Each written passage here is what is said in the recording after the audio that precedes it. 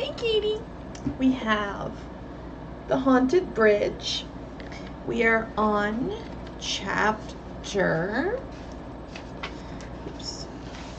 Chapter 5 Exciting Discovery. Is that your ball, Nancy? George called. No, it's a piece of brass. I think I found an old plate. A brass plate! Bess exclaimed in wonder. Meanwhile, Nancy had pried the object out of the mud and saw that it was not a plate, but a small carved chest.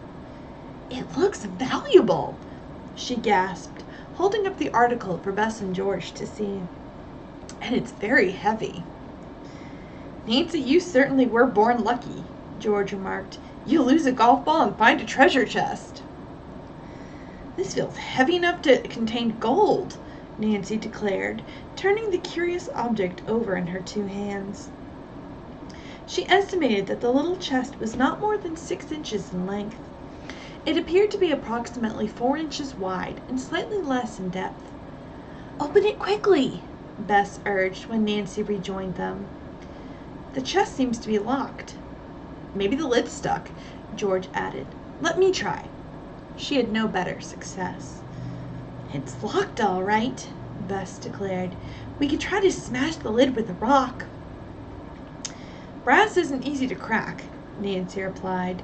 Besides, I don't want to ruin such an attractive little chest. It will be beautiful when cleaned and polished. I'm curious to know what's inside, George interjected. Any ideas, Nancy? Maybe something valuable. The thing that interests me is, how did it get here? So close to the haunted bridge. Perhaps the scarecrow put it there on his off-duty hours, Beth suggested with a grin. Ha ha, very funny, her cousin answered. Sounds like your brain has gone off-duty. Bess ignored the comment and remarked, I'll bet the water washed it down here. The creek evidently was much higher at one time than it is now.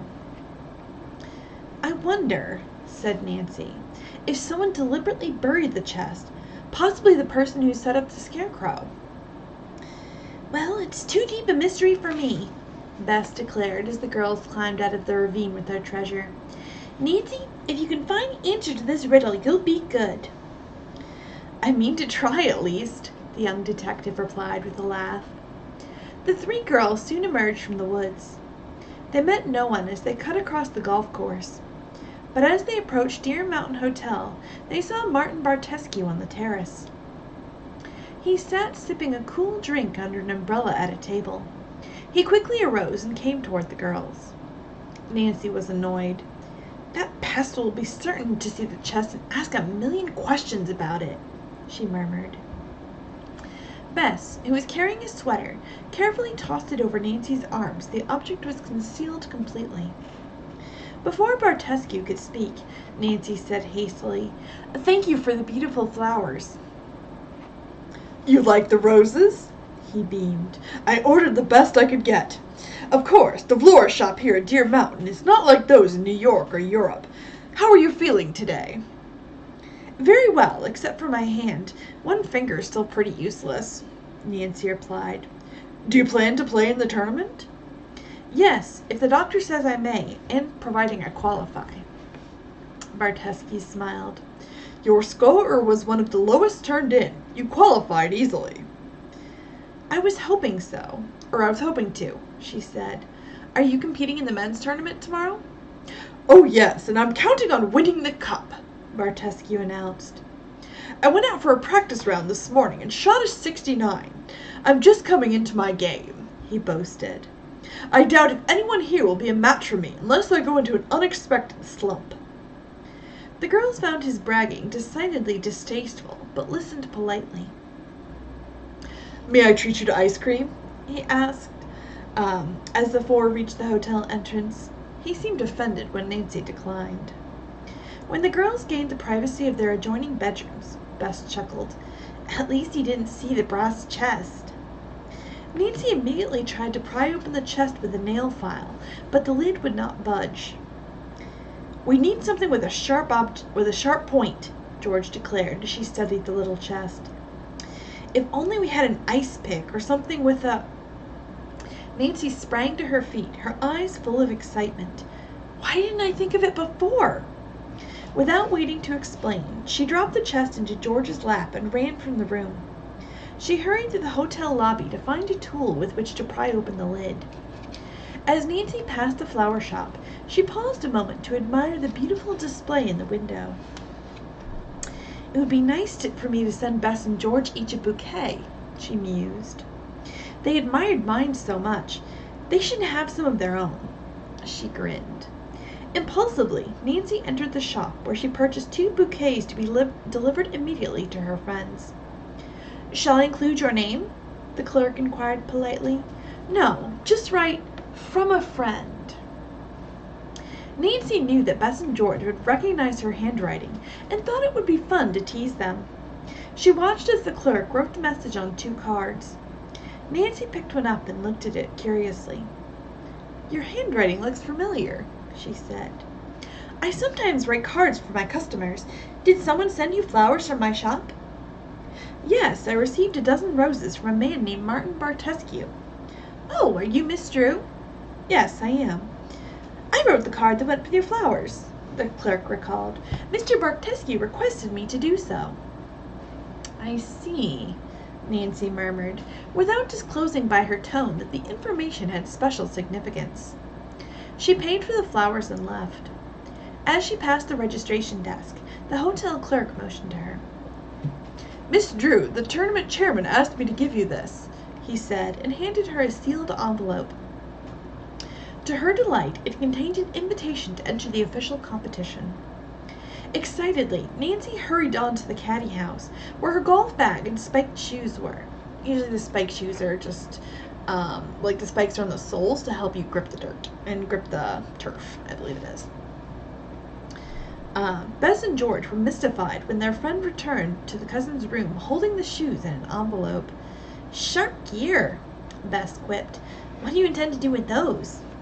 Nancy laughed. Could you ask for a better implement than a spike? Almost in the same breath, she asked, Aren't you curious about this too? She showed them the letter, then turned her attention to the brass chest. Holding it firmly between her knees, she inserted a row of spikes of one shoe under the edge of the lid, then used the other shoe as a hammer. As she paused for a moment, Nancy remarked, The lid on this mystery chest is stubborn. Bess said, Why don't you stop for a while? It's almost dinner time. We should dress. Reluctantly, Nancy agreed. The girls had just finished changing when a boy appeared at the door bearing 2 boxes from the florist shop. They're for Nancy, of course, Bess sighed wistfully. Barty is a pest, but he's generous. George looked at one of the boxes. This is addressed to me, she cried in surprise. There must be some mistake. Nancy thoroughly enjoyed herself as she watched the 2 girls open their boxes. So far, they did not suspect that she had sent the flowers. Oh, what a lovely bouquet! Bess exclaimed in delight, putting her face close to the yellow roses in it. Who could have sent it? George was peering at the attached card.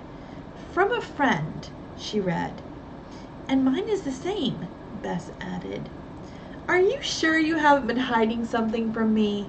Nancy asked teasingly. The little game went on for some time. Then Nancy's broad smile betrayed her.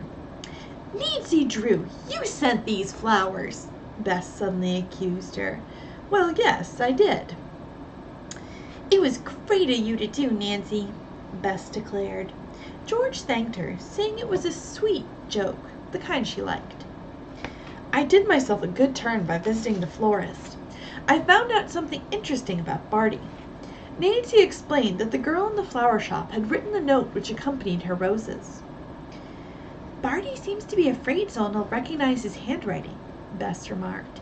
Do you suppose he's a fugitive?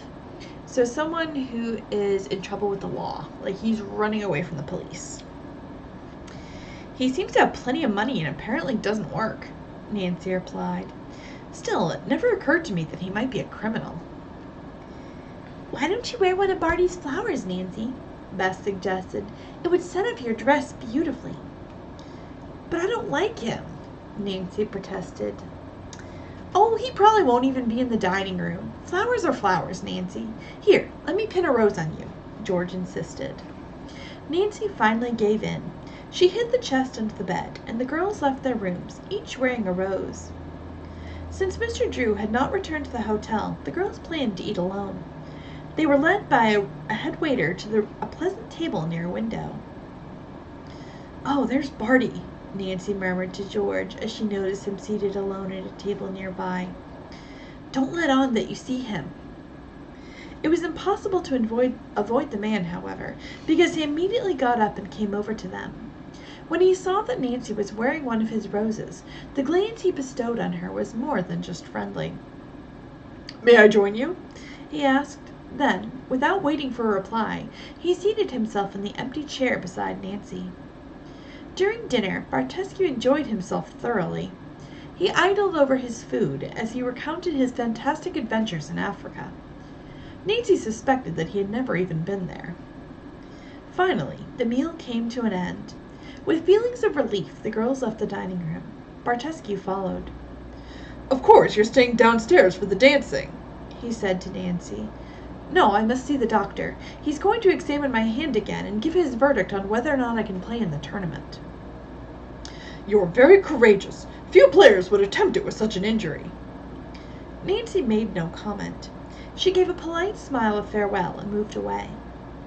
As Dr. Ackerman examined her injured hand, the three girls waited in anxious silence. He asked Nancy a question or two regarding the pain. "Only one finger is stiff now," she replied. "Please say I can play."